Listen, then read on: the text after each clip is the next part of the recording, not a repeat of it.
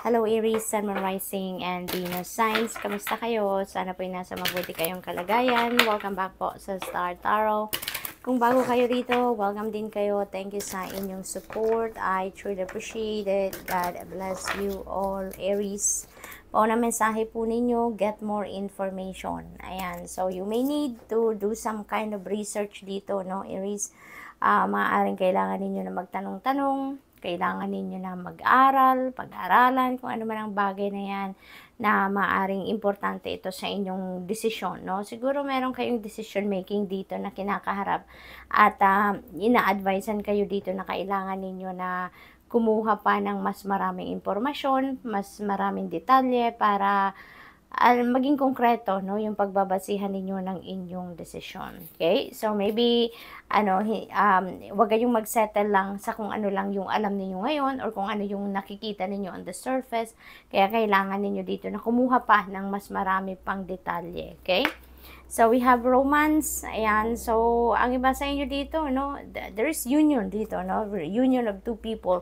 Union of two hearts dito. So, this is really a beautiful energy pagdating naman sa romantic relationships, love and romantic relationships. Kasi maaring ang iba sa inyo na nasa current relationship na siguro meron na ditong pag-uusap ng pagle-level up ng inyong commitment with your person. Meron ako nakikita dito na union, ano, yung maaring mag-aasawa na, magpapakasal, something like that, no?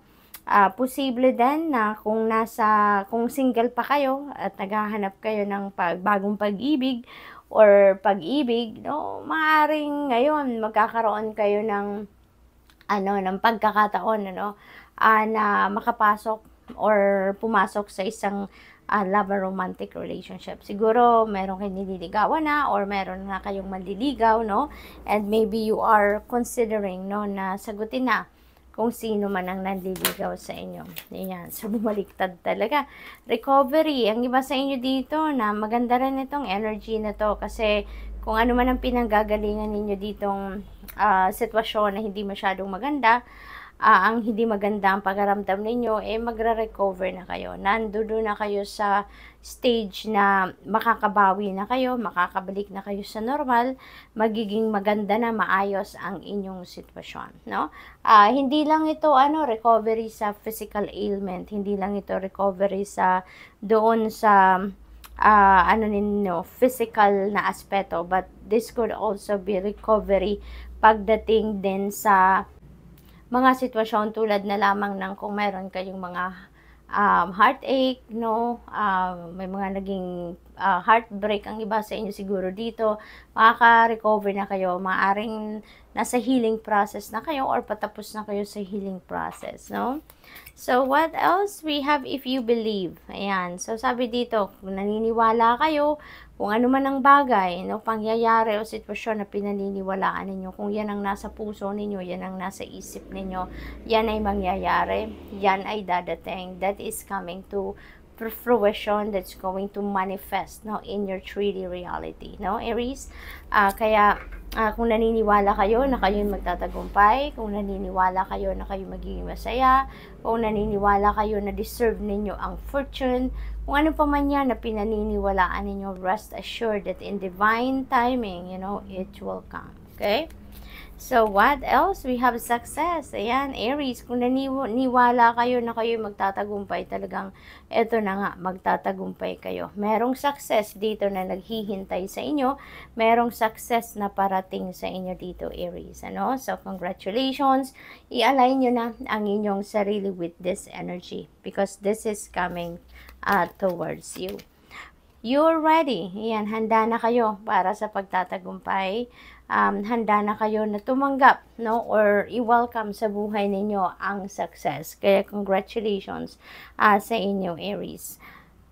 So, what else? We have the situation will improve kasi meron nga kayong recovery dito. So, definitely, yung sitwasyon ninyo, ano man ang pinagdadaanan ninyo, yan ay mag-i-improve na, yan ay magiging mas maayos na. So, congratulations din dyan, no? Kasi, parang you're rising above, no, your situation na sa ngayon. Magkakaroon ka na ng solusyon sa mga problema ninyo. Magkakaroon na ng katapusan kung ano man ang hard times or difficult times na pinagdadaanan ninyo. We have asked for help from others. Ayan. So, ano man ang sitwasyon sa buhay, no, Aries, kung sa tingin ninyo, hindi nyo kaya mag-isa, no, kailangan ninyong humingi ng tulong sa iba, don't hesitate, no, na humingi kayo ng tulong sa iba. Ito nga, nire-remind kayo ng angels ninyo na ask for help from others. Kasi, lagi din ninyo pong alalahanin na hindi masamang humingi ng tulong, 'di ba? Ganun ang buhay, 'di ba? Sometimes tayo yung tumutulong, tayo yung nag-o-offer ng kung ano ang maibibigay natin. At times then tayo din naman yung hihingi ng tulong, tayo din yung kailangang humingi ng assistance sa iba. Okay? So, good luck, Aries, and that's all I have for you for today. Thank you for watching Love and Light. Namaste. Hello, Leo, Sun, Moon, Rising, and Venus signs. Kamusta kayo? Sana po yung nasa mabuti kayong kalagayan. Welcome back po sa Star Tarot. Kung bago kayo rito, welcome din kayo. Thank you sa inyong support. I truly appreciate it. God bless you all. Tingnan natin ang mga mensahe ni Leo. Helpful people, and you are so lucky and blessed, no? Dahil meron kayong mga helpful people and supportive people around you, Leo, na masasandalan ninyo, mahihingian ninyo ng tulong at any time, no? So, what else? We have asked for help from others. Ayan, Leo. So, siguro meron sitwasyon dito sa buhay ninyo na kailangan ninyo ng tulong. Kaya, pinapakita sa inyo dito, no, ng sitwasyon ninyo, huwag kayong mahihiya na lumapit sa tao, mag-reach out kayo sa mga tao dahil meron at merong makakatulong sa inyo. Meron at merong handang tumulong sa inyo, no? So, there are helpful people around you, kaya don't hesitate to ask for help from others if you need to, okay? Choose a new direction, Leo. Maaring meron na kayong plano kung saan kayo patungo, meron na kayong clear direction, nakikita nyo na yung clear direction niyo of where you are heading, pero iniimbitahan kayo dito na mamili kayo, no, ng ibang direction. Parang magkaroon kayo ng detour dito or mag-change kayo ng path, no, na tatahakin ninyo. So maybe then kasi malalaman din ninyo kung yung path na tinatahak ninyo is the best for you, kung yan ay ang para sa'yo. Dahil makikita ninyo, mapapansin ninyo na everything is flowing smoothly, everything is falling into its right place, yung ganon. Kaya mapapansin ninyo yan na everything is all right, 'di ba? Yung parang kaigaan ng journey ninyo. Kaya mapapansin ninyo na mararamdaman din ninyo na this is smooth sailing. So, ibig sabihin that's right for you. But yung hindi para sa'yo, no? Yung parang nagkamali ka lang ng desisyon, nagkamali ka ng choice na pinili, yung gano'n. Mararamdaman din ninyo if that is not the right one for you talaga. Kasi maraming challenges, no? Maraming challenges, maraming obstacles, maraming pagkakataon na, alam mo yun, mararamdaman ninyong nahihirapan kayo, yung gano'n, no? So, pakinggan ninyo, no, ang inyong gut instinct, pakinggan ninyo ang inyong intuition in that case, kasi iba-iba din tayo ng nararamdaman, iba-iba din tayo ng interpretasyon sa mga nararamdaman natin, sa mga signs na nakikita natin, ano? Kaya, pakinggan ninyo ang iyong intuition because yan ang gagabay sa inyo talaga. Yan ang bubulong sa inyo. Importanteng pakinggan ninyo, mag-tune in kayo lagi, no? Para maramdaman ninyo talaga kung ano ang para sa'yo, alin yung para sa'yo. Okay? So, what else? We have abundance. Napakaganda. Meron ditong abundance of everything or anything na parating sa inyo. Unang-una, no, nakikita ko dito, nakikita din ninyo yan. There is a golden vessel dito na punong-puno at overflowing with gold coins. Kaya maaring Ang parating sa inyo, Leo, dito, no, first and foremost is abundance of money. Siguro meron ditong parating na financial blessing, financial opportunities na maghahatid sa inyo ng prosperity and abundance. Kaya napakaganda nito. This could also be anything, no? Abundance of anything, depende sa inyong sitwasyon. Maaring aside from abundance of money, maaring there is abundance of helpful people din, 'di ba? Abundance of support, abundance of energy, of time, at kung ano-ano pa. So, we have, if you believe, okay? Kung naniniwala kayo na kayo ay magtatagumpay, kung naniniwala kayo na deserve ninyo ang abundance, prosperity, financial comfort, freedom, yung ganon. Kung ano man ang pinaniniwalaan ninyo, rest assured na makikita at makikita ninyo yan, magmamanifest yan sa buhay ninyo, no? Kaya, aalalahanin ninyo na kung anong pinaniniwalaan ninyo, kung ano yung iniisip ninyo, kung ano yung conviction ninyo, yan ang makikita ninyo sa 3D reality ninyo, okay? So, we have recovery. Ayan, ang iba sa inyo dito siguro, nanggagaling sa sakit, maaari din, no, physical ailment, maaari din ang iba sa inyo dito, may ibang sitwasyon.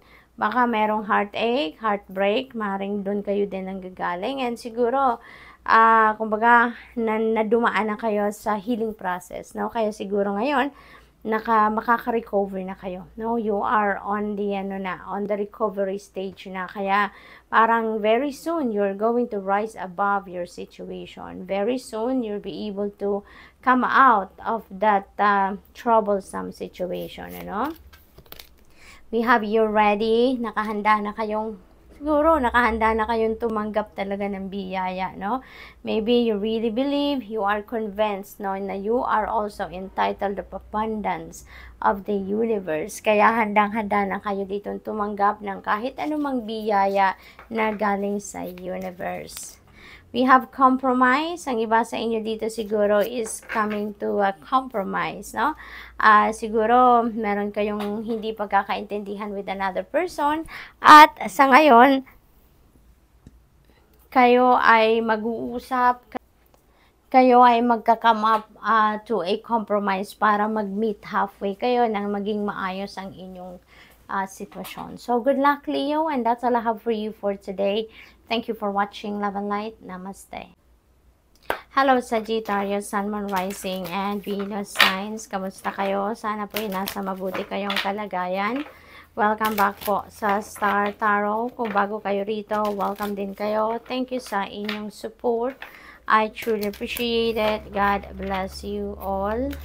Sagittarius, paunang mensahe ninyo ay improving health. This is good news kasi siguro nanggagaling kayo doon sa sakit, no? Maaring may mga physical ailments na pinagdadaanan ang iba sa inyo dito, and this is good news kasi magsisimula na siguro kayo makaramdam ng pag-improve ng inyong nararamdaman, pagganda ng inyong pakiramdam, paggaling, pagbalik ng inyong vitality or ng inyong physical strength. So that's really good news.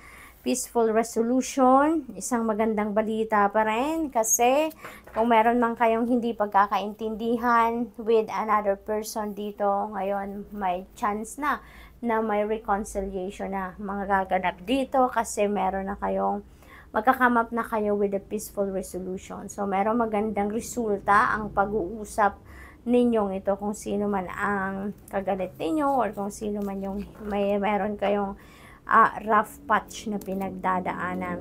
Ask for help from others, okay? This is a beautiful reminder para sa inyo na huwag kayong mag-atubili, huwag kayong magdalawang isip na humingi kayo ng tulong sa iba if you need help, okay? Because always remember that help is always available to us, no? In any form, in any way na kailangan ninyo ng tulong, meron at merong makakatulong sa inyo. You just need to reach out to people at piliin din ninyo kung sino yung sa tingin ninyo ang mapagkakatiwalaan ninyo at alam ninyong tutulungan kayo. So, doon kayo lumapit. Okay? Helpful people. Ayan. So, see, ask for help from others dahil merong surrounded kayo ng helpful people. Mababait, generous, compassionate, yung mga taong nasa paligid ninyo. So, most likely, mapagkakatiwalaan ninyo ang mga yan, malapit sila sa puso ninyo, kaya parang kung humingi man kayo ng tulong sa kanila, ay hindi kanila bibiguin. Ano? Sag. We have success. Napakagandang balita ito para sa inyo. Merong tagumpay na naghihintay. Okay? Kung ano man itong tagumpay, for sure, pinaghirapan ninyo ito, pinagsikapan ninyo, nilagay ninyo dito ang time, effort, and energy. Kaya, pagtatagumpayan ninyo yan, no? Kaya, well-deserved ninyo ang tagumpay na yan, okay? What else? We have communicate clearly. Ayan, sa paghingi ninyo siguro ng tulong sa iba, this is related to that. Kailangan nyo lang na makipag-usap ng maayos, makipag-usap ng mabuti, communicate clearly para maintindihan kayo ng kausap niyo. Para mas maging malinaw din sa kanila kung ano yung hinihingi mo, ano ang kailangan mo, yung ganun ba, no? Kaya you just need to speak your mind, no? Kung ano talaga nararamdaman ninyo, ano yung nasa isip ninyo, yun ang as much as possible, i-express ninyo, put them into words para magkaintindihan kayo, para maibigay sa'yo kung ano talaga yung kailangan ninyong tulong. Okay? If you believe, no? If you believe na ikaw ay magtatagumpay, if you believe na ikaw ay entitled for the abundance of the universe, if you believe na magiging maayos ang lahat, magi-improve ang lahat, magbabago ang inyong sitwasyon, kung yan ang pinaniniwalaan ninyo or kung ano pa man, no, ang mga pinaniniwalaan ninyo, rest assured na yan ay magmamanifest sa buhay ninyo. Rest assured na yan ay makikita sa inyong 3D reality. Kung anong pinaniniwalaan natin, yun ang nagmamanifest sa buhay natin. Okay? We have listened to your intuition. Divinely guided kayo, Sagittarius. Marami sigurong downloads, maraming mga intuitive messages siguro na pinapadala sa inyo ang universe. Kaya, importanteng pakinggan ninyo kung ano ang bulong ng inyong intuition. Importante na lagi kayong mag-tune in at sundin ninyo, no, kung ano yung gabay sa inyo ng universe na dinadaan through your intuition, dahil that is going to guide you, no, on how you are going to navigate your situation sa buhay ninyo. Okay? So, good luck po, Sag. And that's all I have for you for today. Thank you for watching. Love and light. Namaste.